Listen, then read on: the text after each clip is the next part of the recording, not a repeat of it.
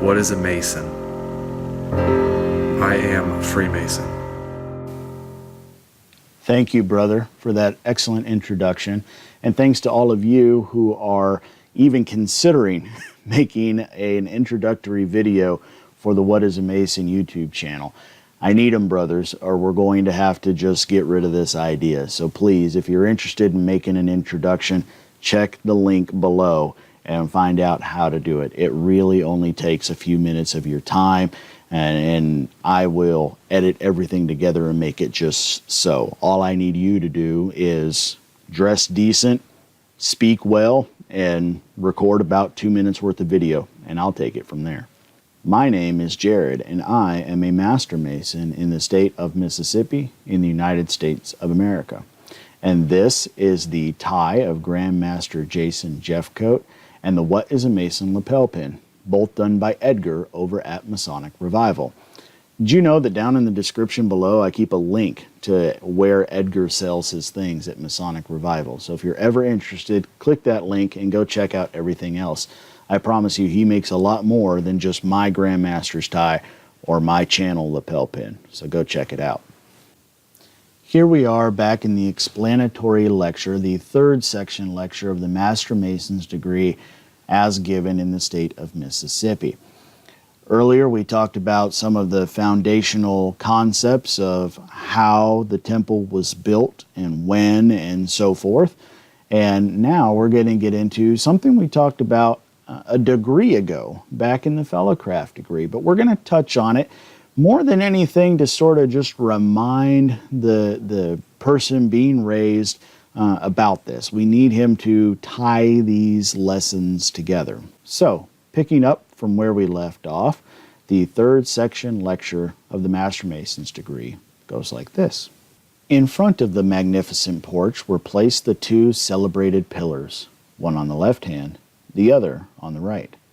They are supposed to have been placed there as a memorial to the children of Israel of the happy deliverance of their forefathers from Egyptian bondage and in commemoration of the miraculous pillars of fire and cloud. The pillar of fire gave light to the Israelites and facilitated their march, and the cloud proved darkness to Pharaoh and his host and retarded their pursuit. King Solomon, therefore, ordered these pillars to be placed at the entrance of the temple as the most conspicuous part, that the children of Israel might have the happy event continually before their eyes in going to and returning from divine worship. So I want to spend less time talking about the pillars in the porch of King Solomon's temple and instead tying it together to today. I think that too often people gloss over this idea.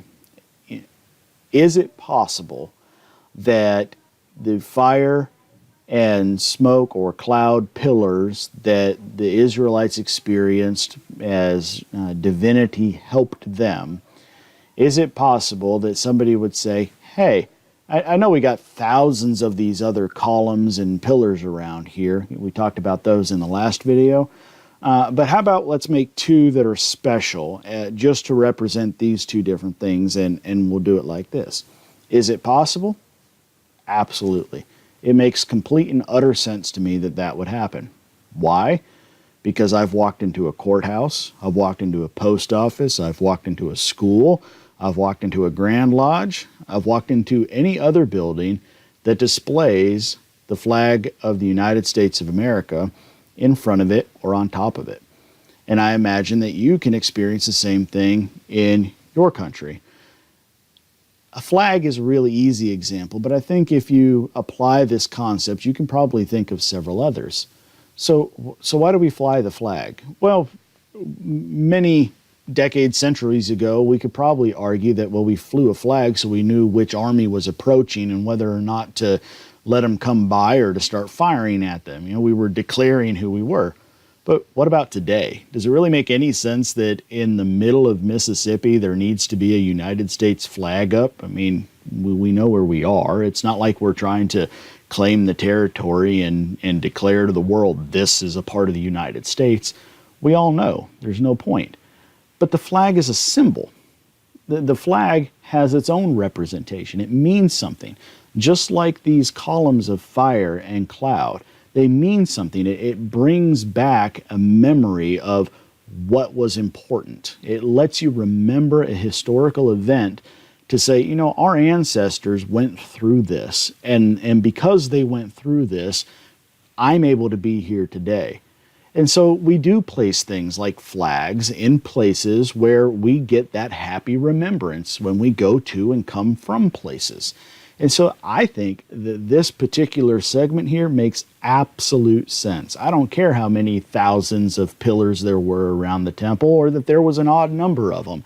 It makes complete sense to me that there could be two that were special and unique and served as a memorial so that people could remember what their ancestors did for them to be able to go and worship.